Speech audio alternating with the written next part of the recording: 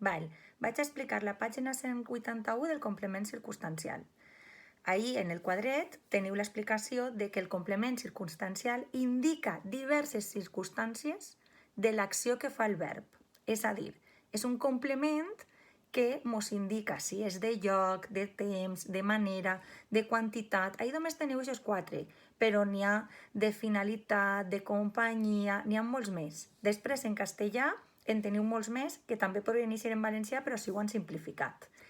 Com puc detectar, com puc saber quin complement és circumstancial? Doncs li pregunte al verb. Ahí al costat ho teniu en colors.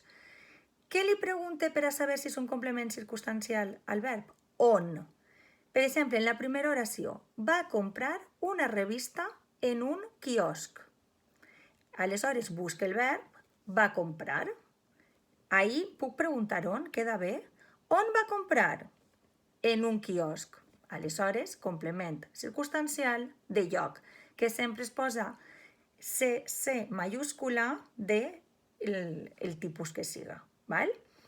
Per a saber el complement circumstancial de temps, preguntaré quan al verb. De manera, preguntaré com, i de quantitat, preguntaré quant. Val? És prou fàcil localitzar-lo. Primer heu de localitzar el verb i preguntar-li per a veure si hi ha algun complement circumstancial i de quin tipus és. Val?